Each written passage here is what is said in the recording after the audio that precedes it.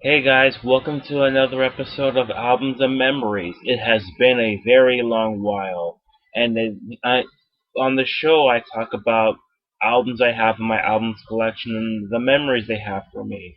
Now today we're going to talk about Pearl Jam's 10 and Jully Black's Black Book. Now we're gonna go ahead and talk about Pearl Jam's 10.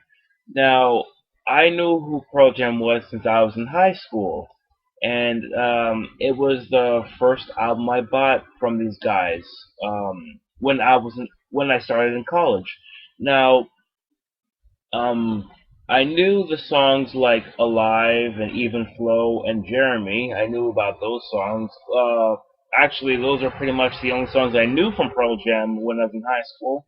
And so I decided, you know what, in a few months I'm just gonna go ahead and buy this because it was in time for their uh 25th or yeah, I think it came out in 1991. It's gonna be yeah, it was like I think their 18th anniversary special or their an anniversary thing going on here, and so they just released it as a Redux album. It's a three album, a three CD album, which contains like the original CD, the Redux CD, and the MTV Unplugged DVD.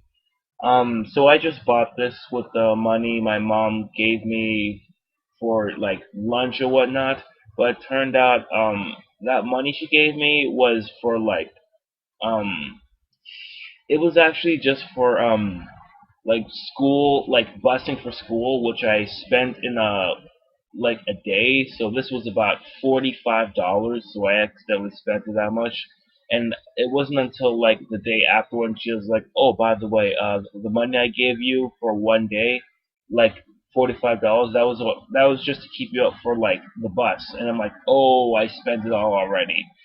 I forgot what happened after that, but I know she like gave me the money. I think she like reamed me in on that.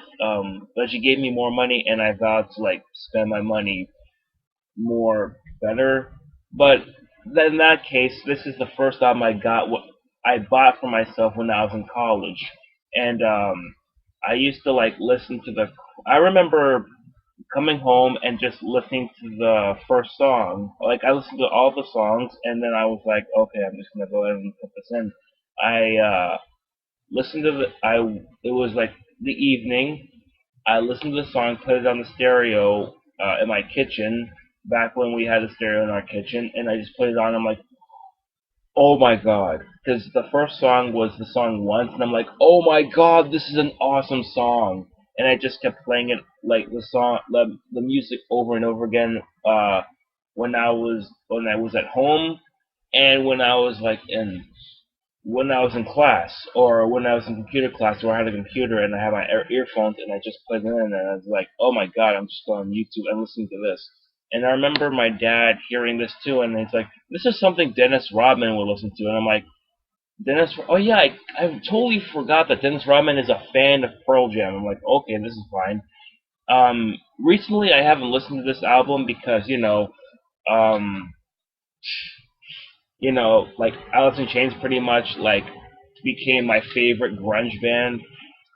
But back then, this is before I really got into Alice in Chains, and like is this is a pretty damn good album that I started off listening to, and I thought, oh my god, this is just a really good album. And like Once just kicked my ass. First time I heard Once, it just kicked my ass, and I'm like, oh, this is just amazing so far. Then I heard Even Flow and Alive and Why Go. Like Why Go, I never heard before. I'm like, okay, this is actually a really good song. And when I got this, it was the first time I ever listened to the song, heard the song Black, and I'm like, oh my god, this is just a good song. And I'm like, oh my god, it's a sad song, but it's just such a good song. And well, over time, I just bought more and more CDs, and this kind of fell on the wayside. I did listen to the MTV Unplugged DVD, which is in here, and I can listen to it now. But it's a DVD, not a CD, unlike like Alice in Chains Unplugged CD. I only have the DVD, and I remember like waking up in the morning before I had to go to like school and just reading the booklet because it actually seemed interesting, and it actually like, hey, I actually still have like the deluxe edition photo credits. That's neat. I have the deluxe edition photo credits. Uh, but yeah, it's actually quite awesome here. Like, I mean, the next album I bought in college would be like Backspace, but I already talked about that in another episode. But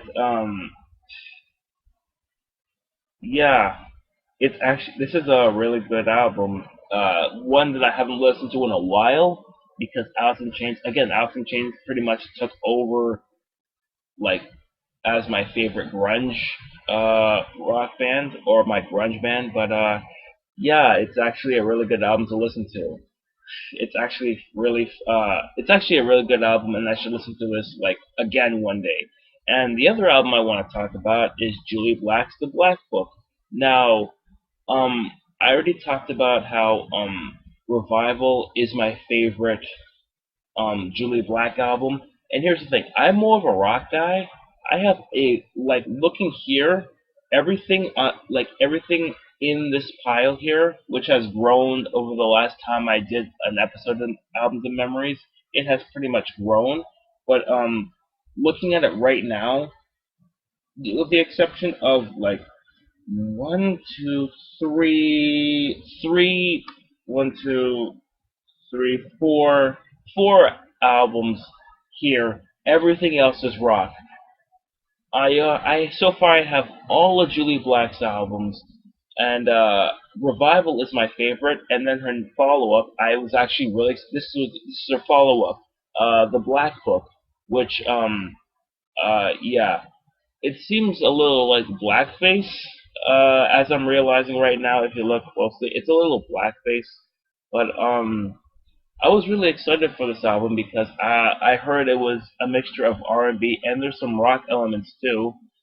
And I'm like, there's no way you can top Revival because that still is my favorite um, CD by hers. To the point where like Revival is still in my shortcut CD case, which means that it's not in its case right here, but it's actually like still in the CD like set I have. Um, but I remember hearing like running for the first time. I'm like, oh, I'm really excited for this.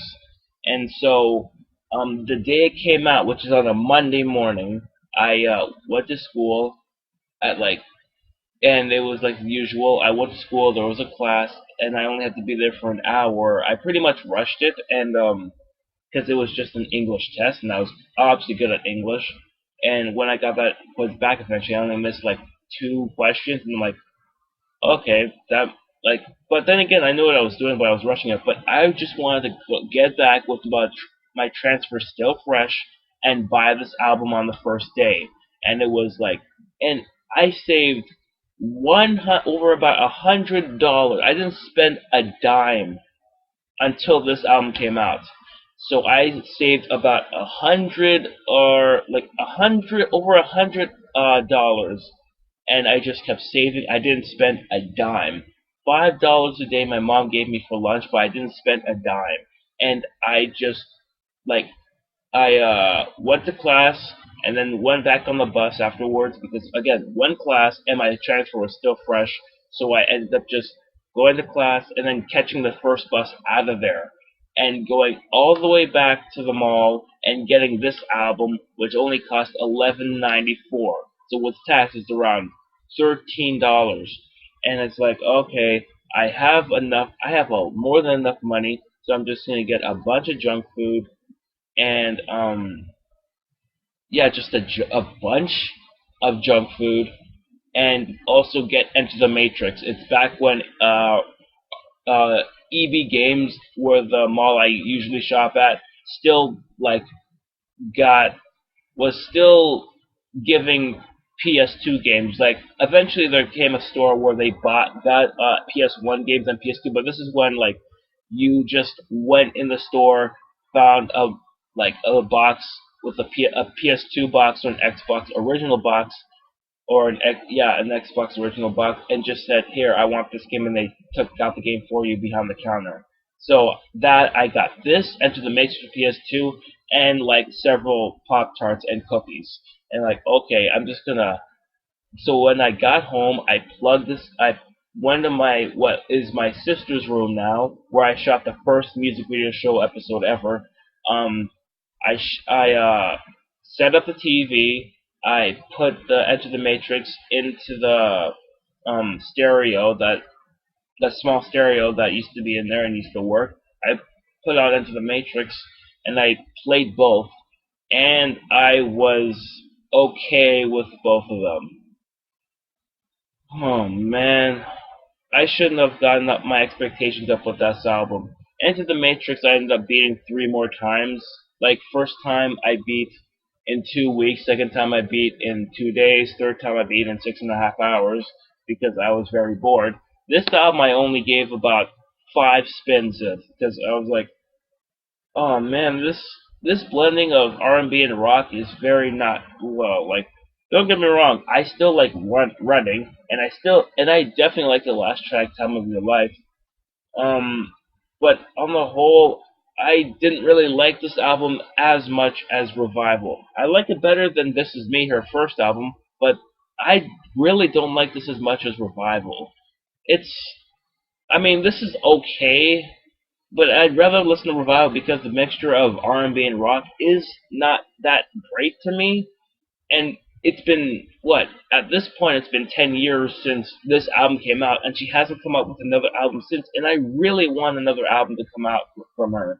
Just, like, I don't need it bad, but I really need to, like, her to come out with, like, an album that's pretty much straight up R&B. I'm actually pretty much not begging her to make another album in the way that I'm begging Gnarls Barkley to make another album, because I want them to make another album because their last album, The Odd Couple, was really, really, really, really good, and it's my favorite Gnarls Barkley album. It's not like, I don't want her to come out with another album like I want Them Crooked Vultures to come out with another album, even though that was from 2009.